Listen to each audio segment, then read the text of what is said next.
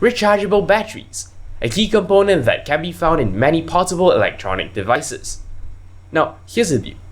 We sort of have some kind of an idea of, what's the best way to take care of a battery, but when it comes down to a lot of advice that we hear these days, well, some of it is outdated, some of it is just plain wrong. Sometimes a lot of this knowledge may even be contradictory, and that of course isn't good for anyone. That's extremely confusing, and how do we know what is right?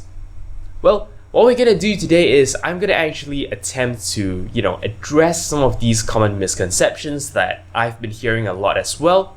I will of course try to find as many sources as I possibly can, plus my own experience. So hopefully, well, this will be a credible attempt at setting the record straight. You're watching another Random Wednesday episode on 0612 TV.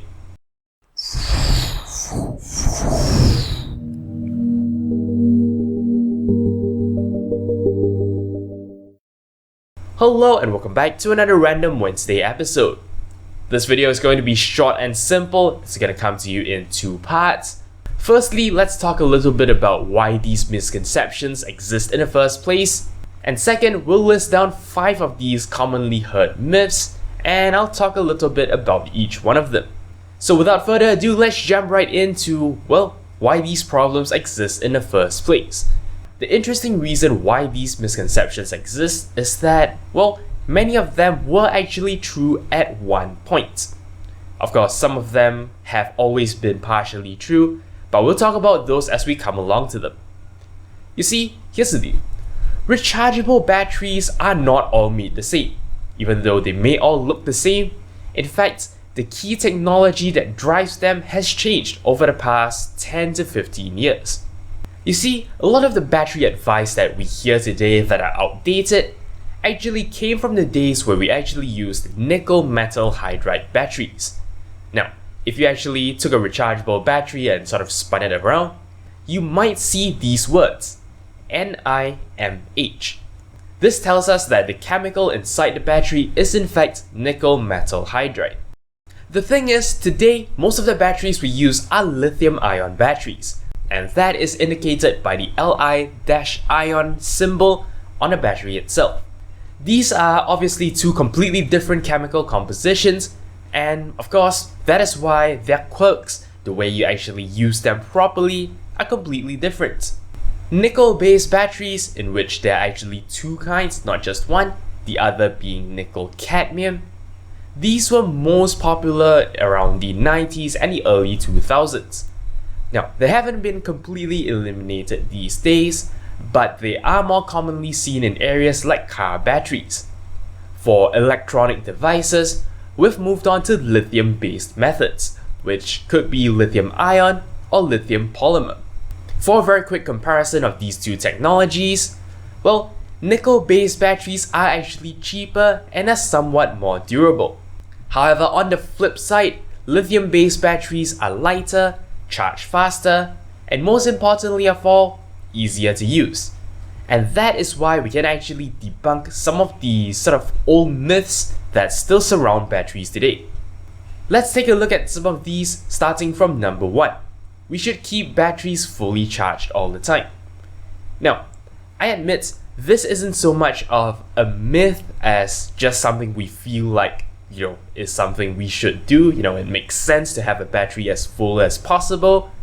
But as it turns out, batteries actually deteriorate the fastest when they're fully charged. In an ideal case, you'll actually want to store batteries at around half charge or so, because that is what has been shown to actually maximize the lifespan of the battery. You'll also want to avoid actually storing a battery at completely depleted charges, because for lithium batteries, if you do actually let it run all the way down, that's it. You can't actually recover it, you can't actually recharge it back. Luckily, a lot of the times when our electronic devices actually shut off for low battery, that doesn't mean the battery is completely depleted. There is still a little bit of juice left, so you don't have to worry about the battery being dead from that point on. But of course, you should actually charge it as soon as you can, so that it doesn't actually fall into that state of permanent damage. Misconception number 2. we should drain batteries fully before actually recharging them. Now, this particular myth comes directly from the nickel battery days. You see, nickel batteries actually faced an issue called the memory effect. The memory effect is a phenomena in which if you actually discharge the battery to, some kind of consistent but not complete discharge, what's going to happen is the remaining amount of charge in the battery sort of disappears. Your battery sort of remembers where it was last discharged to, and that sort of becomes the new capacity of the battery. This does not happen to lithium batteries, and in fact, in many cases for nickel batteries, what some may consider the memory effect isn't really permanent either. For lithium batteries of today, you do not have to, and in fact should not, be completely discharging the battery before charging it back up. The reason for this is because, well, this is called a deep cycle, and deep cycles actually tend to hurt the battery more than if you sort of let it deplete a little and topped it back up. This sort of goes back to our previous point where, we talked about keeping a battery at about half charge. Well, this is sort of doing the same. You want it around half charge and topping it back up. And that works the best for your battery in the long run. There is only one disadvantage to this method, and that is the possibility of, confusing the calibration of the battery in the long run. Calibration is the process that, a device actually needs to do to find out how much juice is actually left in your battery. Fully discharging and then recharging your battery sort of shows your device where the 0 and 100% points are, and that will allow it to figure out, where all the in-between points will lie. If you shallow discharge a battery enough times, the previous calibration might get thrown off, which is why one possible thing you could do is you could do a deep discharge of your battery, say once a month. Doing it more often than that really does more harm than good, so don't bother. Alright, let's move on to misconception number 3, and that is when you actually buy a device, its first charge should happen over a long time. This is another one of those myths that have carried over from the nickel battery time. In this day and age with lithium batteries, this is no longer a must. In fact, a lot of the time you'll find that, when you buy a new device, if it has a lithium battery, it's probably about 50% full. And as we now know, that is the optimal way to actually, leave a battery in storage. For new devices, you can in fact start using it right away. Though of course, if you do want to give it a full charge, you may do so, but the moment you've reached full charge, well, that's good enough. You don't actually have to leave it on the charger for more time, because that's not actually helping anything. The only drawback you have to look out for is of course the issue of keeping a battery fully charged. Misconception number 4. Batteries should not be left on a charger for long periods because that will overcharge the battery. Now, this is actually one of those that are kind of on the line. Well, not the overcharging part, because overcharging is no longer an issue with lithium batteries. In fact, even in the nickel battery days, this wasn't so huge of an issue. You see, unless all your charger does is it takes power and just tries to feed it to the battery constantly, there is really no risk of overcharging a battery. Most chargers nowadays actually know when to, shut off the charging when the battery is full, and as a result, overcharging isn't an issue. However, you may still want to take note of leaving your battery in the charger for an extended period of time. For one, battery chargers, especially if they are actually connected to a device that is in use, well, they tend to generate quite a bit of heat. Heat doesn't play well with batteries. That causes them to deteriorate faster. And that is why if you, say, have a laptop that you're using with the power in all the time, what some people do is they take out the battery.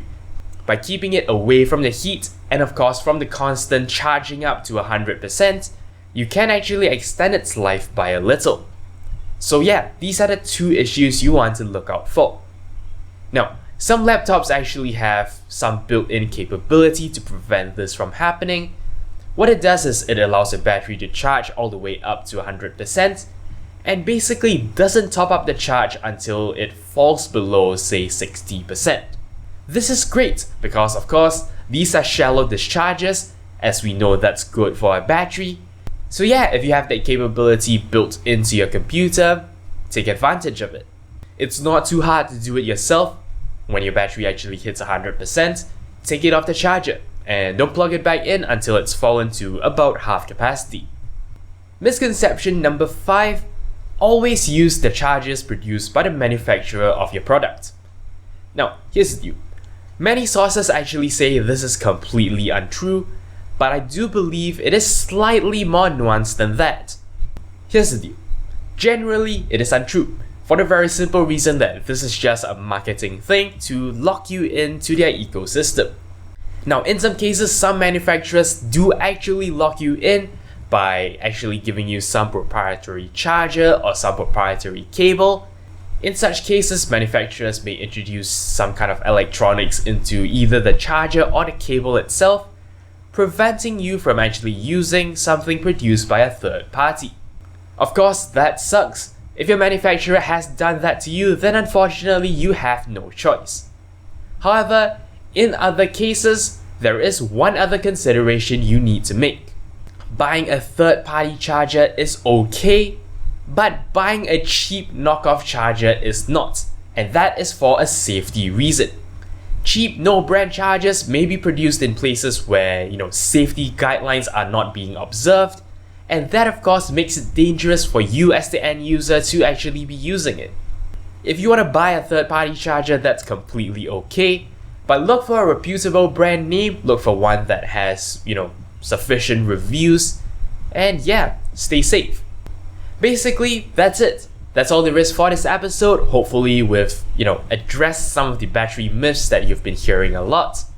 Of course, as I promised earlier, I will be sourcing a lot of the statements I've made, and also giving you some additional material to read about regarding most of the things I've said today.